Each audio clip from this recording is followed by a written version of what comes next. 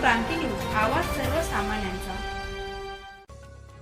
महिलेवर ॲसिड हल्ला, चोंचाळे घरकुल योजनेतील धक्कादायक घटना।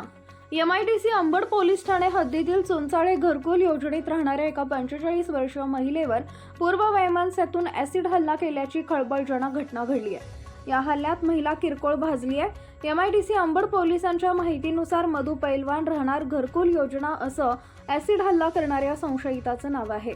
या हल्ल्याबाबत मंगला सुनील ठोके राहणार घरकुल योजना चोंचाळे अंबड यांनी MIDC अंबड पोलीस ठाण्यात फिर्याद दिली आहे। हल्लेखोर आणि फिर्यादी महिला हे एकाच भागात वास्तव्यास असून सोमवारी त्यांच्यात किरकोळ वाद झाला होता। जखमी महिला मिलच्या ठिकाणाहून जात असताना संशयित आरोपीने हे धक्कादायक कृत्य केलंय। मागील भांडणाचा राग मनात धरून संशयित आरोपीने बाटलीत आणलेले ॲसिड महिलेच्या अंगावर फेकल्याने या ॲसिड हल्ल्यात महिला सुदैवाने बचावली आहे। या प्रकरणी MIDC अंबड पोलीस ठाण्यात गुन्हा दाखल झाला असून पोलीस उपनिरीक्षक अतुल पाटील अधिक तपास करत आहेत। महाराष्ट्र क्रांती न्यूज साठी प्रतिनिधी कुणाल जाधव, नाशिक। काय नाव आहे तुमचं? मंगला सुनील ठोके। कुठं राहिला तुम्ही? चिंचोळे घरकुल योजना। काय प्रकार घडला, काय सांगणार तुम्ही?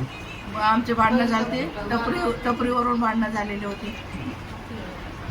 त्या टपरीवरून भांडणं झालेली होती। त्या टपरी ठेवू नका म्हणे, इथं गणपती बसले। आम्ही एका साईडला ठेवलेली होती जागा, तरी पण ते येऊन आमच्या संग आमची टपरी उलटी पाडली त्यानं आणि भांडणं केली आमच्यासोबत। गरोदर पोरीला आमच्या मारलेलं होते। 2 दिवस इथं ॲडमिट होती आमची पोरगी। ते झालं, आम्ही पोलीस स्टेशनला गेलो। आम्ही पोलीस स्टेशनला 2 दिवस जाऊन सांगितलं की हे मागून वार करते म्हणून, तरी पण आमचं ऐकलं, त्यानं मनावरच नाही घेतलं। आम्ही पाहू, आम्ही करू असेच करत होते। त्याला 1 दिवस आणलं, बसून ठेवलं। फक्त 8 तास त्याला बसून ठेवलं आणि 8 तासानंतर त्याला घरी काढून दिलं। समोरच्याचं नाव काय? मधुकर पैलवान।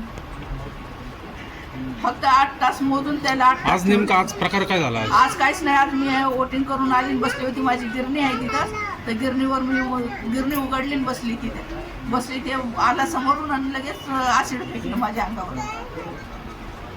त्याच्यानंतर तुम्हाला कोणी आणलं इथं हॉस्पिटलला? बहिणीनं आणलं मला। पोलीस आले नाही आले का तिथं? नाही, पोलीसवाले नाही आले। पोलीसवाले नंतर आले। मी लगे पोलीस स्टेशनला गेली, पाणी घेतलं अंगावर। त्यानं ॲसिड फेकलं की पाणी अंगावर घेतलं आणि लगेच मी पोलीस स्टेशनला गेली। तुमच्या कुठं पडलं ॲसिड? ते चेहऱ्यावर पडलं आणि कपड्यावर पडलं, पाठीवर थोडे डाग हे झालेले आहेत। पूर्ण हे डोळा आणि नाक एका साईडचं हे पूर्ण असं। आपल्याला काय न्याय मिळावं म्हणून आपण पोलीस आयुक्तांना काय आवाहन करणार? पोलीस आम्हाला न्याय पाहिजेत। आम्हाला असे जर गुन्हेगार जर मोकळे सोडत असतील ते, तर मग हे गुन्हेगार कोणाला हे करायचे? त्याने जर गुन्हेगाराची त्याला जर म्हणलं की आम्ही पोलीस कंप्लेंट करतो, तर म्हणतात पोलीस आमचे पाठ थापटतात असे म्हणते। ते म्हणते पोलीस लोक माझ्या खिशात आहे, डिपार्टमेंट माझ्या खिशात आहे म्हणते। तुम्हाला किती मुलं आहे? मला 1 मुलगी 1 मुलगा आहे।